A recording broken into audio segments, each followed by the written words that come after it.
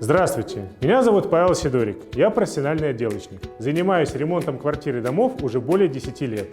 И в этом выпуске я расскажу о том, как правильно спланировать капитальный ремонт в квартире. Любое дело следует начинать с точного расчета. Капитальный ремонт не исключение.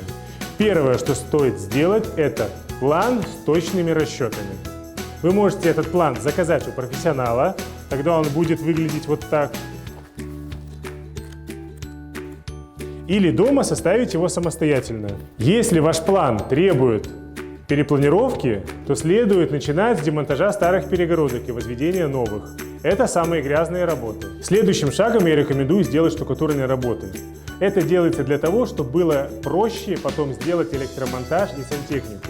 Затем мы меняем электропроводку и сантехнику уже по новому уровню штукатурки. Но есть один недостаток.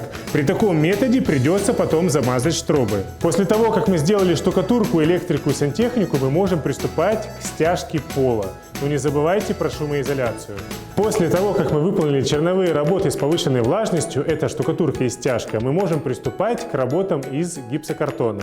В противном случае, если мы привезем гипсокартон на объект раньше, он от влажности деформируется. После работ с гипсокартоном мы переходим к работам со шпатлевкой. Шпатлюем стены, потолок, зачищаем и грунтуем. Следующий шаг – это плиточные работы. Санузел, кухня, полы. Красим потолок, делаем декоративную отделку стен, если такая имеется. И после этого уже приступаем к укладке напольных покрытий. Заключительный шаг нашего ремонта – это установка дверей.